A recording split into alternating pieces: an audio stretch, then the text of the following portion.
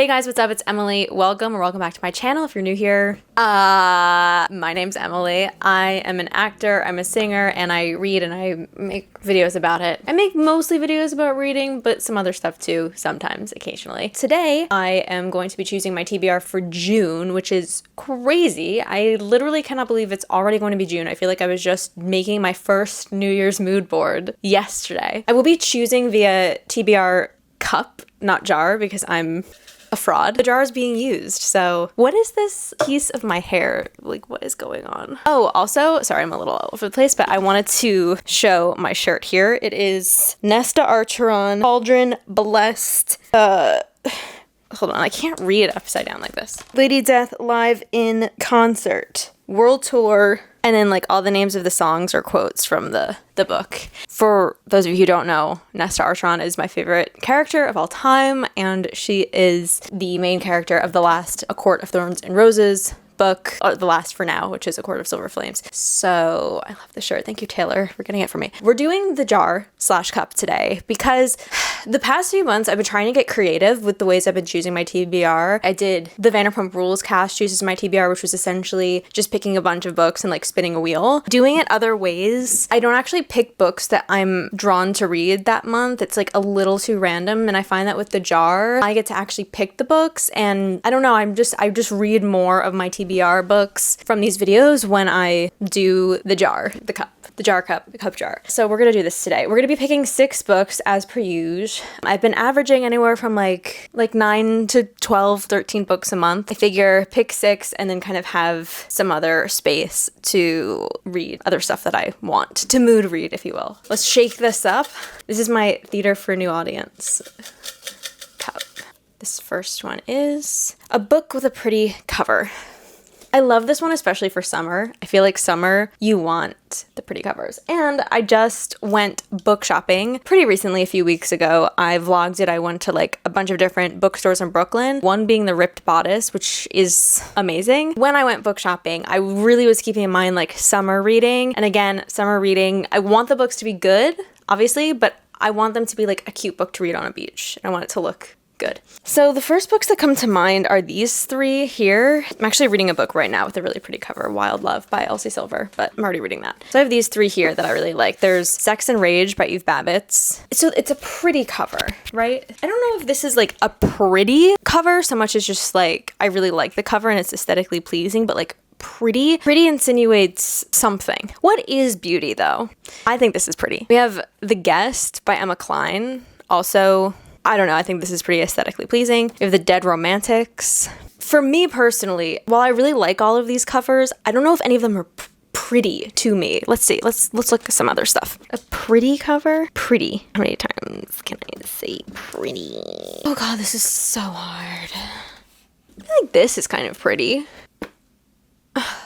I'm really having trouble with the word pretty. Wait, actually, this is kind of pretty. Dopamine Nation, my friend Stephanie is letting me borrow this. Finding Balance in the Age of Indulgence. I actually think this is a great book to read at this moment. I actually think this is pretty. I like the color, like the color wheel kind of on it. It's art. Art is pretty. Everything's art. What's art? What's pretty? I'm gonna go with this one. I feel like this is pretty.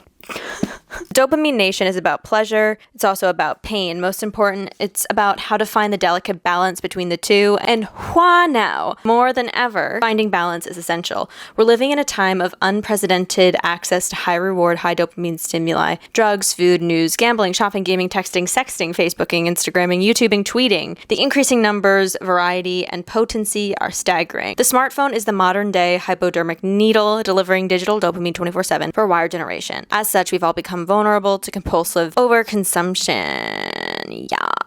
So in essence, Dopamine Nation shows that the secret to finding balance is combining the science of desire with the wisdom of recovery. Cool. I actually really want to read this. God. Starting out strong. This is prompt number 2. A book from your favorite genre. I don't know if I have a favorite genre so much as favorite books within genres. I mean, I do love fantasy. I read Cruel Prince like a few months ago, and that is like, I think the only series that I have open that I'm like in the middle of. I want to read the second and third books before I like forget what happens in the first book. I wasn't honestly crazy about it. It was fine. It was good, but like I feel like a lot of people love this trilogy. I think because it's YA and I'm like a little bit old for YA. I love YA though. I do want to finish this. I really actually want to read the Once Upon a Time trilogy. Not Once Upon a Time, Once Upon a Broken Heart trilogy, but I think I'm a little anal when it comes to like finishing series. Like I don't like having a bunch of series like open. So let's do The Wicked King. I'm not going to read the back of it because it's the second book of a series and I don't want to give anything away. I just want to get to the Queen of Nothing because I'm a queen and this is my favorite cover. Okay, book number 3. Come on! An author's debut novel. Oh, I have no idea. No idea. Has Emma Cline written a book before? Damn. I don't know. Who's having debuts over here? Is Everything I Know About Love Dolly Alderton's first book? Need my phone. Hold on.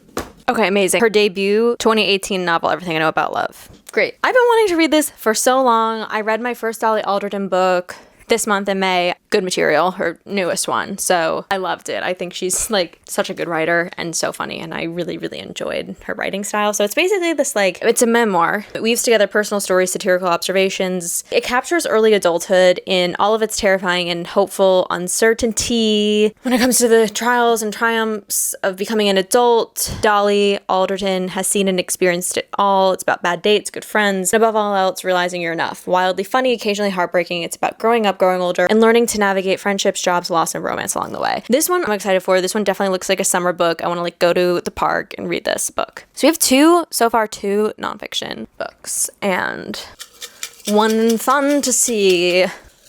This is for book number 4. A book based on a true story. So does that mean it can be like a nonfiction book or it has to be fiction based on a true story? Because based on a true story means that it's not a regurgitation of a true story. It's based on a true story. Okay. Wicked's based on a true story. I don't fucking know. Based on a true story. I feel like Sex and Rage. I don't know. I feel like...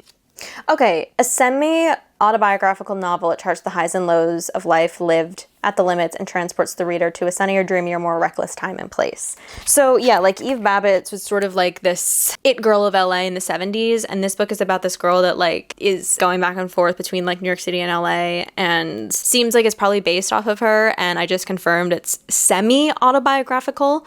So if something is semi-autobiographical, it means it is based on a true story. So I'm gonna go with this one. I'm very excited. I just think this cover is so sexy. The popular resurgence of Eve Babbitt's continues with this very special reissue of her novel, originally published in 1979, about a dreamy young girl moving between Los Angeles and New York City. Sex and Rage delights in its sensuous, dreamlike narrative and its spontaneous embrace of fate and work, and further solidifies Eve Babbitt's place as a singularly important voice in Los Angeles literature, haunting, alluring, and alive. Let's go. Okay, book number 5. We have 2 more books. A book in a series. Well, I did just do The Wicked King, so part of me just wants to pick The Queen of Nothing and just finish the series, honestly. I think I'm gonna do that. I don't want to pick another book in a series until I finish it. So I'm not even going to read the back of this book because I haven't read the second book. Usually there are spoilers on the backs of books in a series, so I'm not going to read it, but look how pretty that is. And as I mentioned, it's about a queen. You know, we had to deal with the prince, we had to deal with the king, and now we're going to deal with the queen. I have my thoughts about who the queen is, but I will not share them. I mean, I think the queen is going to be Jude, obviously the main character, but you know, whatever. I'm really liking this stack. Okay, book number 6, the last book here. I'm actually like genuinely excited to read this stack. Last month, I was like, no, I don't want to read any of these books. Book number 6 is a popular book. Okay. I actually feel like I don't have a ton of popular books on here. I do think the most popular probably is Once Upon a Broken Heart, and I really want to start the series, so I think I'm going to choose this book. I'm going to finish the Cruel Prince trilogy and start this, which I've been wanting to do, honestly, for so long. I bought these books almost a year ago. I feel like I'm ready to do this and then read the other 2 books. So let's go. So those are my 6 books that I'm going to read in June. I am genuinely excited to read all of these, and I can't say that every month. I feel like TBR jar for the win. I think this is going to be like my primary method of choosing books, just because I feel like I'm a little bit more in tune with like what I want to read that month. month. For example, last month through like the random generator, I feel like it picked a lot of books that were really like more fall books, which I want to read, but it's just like getting into summer. I don't want to read like dark fantasy. I want to read, I don't know, more stuff like this. I guess in a way like The Queen of Nothing, The Wicked King are, but not really. They're like YA. I'm excited about this. So here's the stack. It is looking good. Just as a review, our book number 1, which was Book with a Pretty Cover, my friend Steph's Dopamine Nation. I just think it's important to like get in touch with your relationship to your phone every few months, like reevaluate it, and it's nice to do that through a book. The Wicked King was book 2. What was the prompt for this? Oh, this was a book from my favorite genre. Book number 3 is a debut novel, which is Everything I Know About Love by Dollar Alderton. Book 4 was a book based on a true story, Sex and Rage by Eve Babbitt. Book 5 was a book in a series, which is Queen of Nothing by Holly Black. And then book 6 is a popular book, and I have Once Upon a Broken Heart by Stephanie Garber. Yeah, there's a lot of books here that are really popular, actually, that I've been wanting to read for a very long time. Honestly, every single book here, except for Dopamine Nation, no offense, sorry, has been on my TBR literally since I like got back into reading, so I'm very excited about this stack. Anyway, those are my books. Thank you guys. Sorry much for watching. No, seriously, thank you so much for watching. Let me know if you've read any of these and like what you think, but no spoilers, please. I'm excited to, you know, let the summer reading commence. I love going outside to read in the sun. Like, there's really nothing like it. Thanks again for watching, and I'll see you guys in the next one.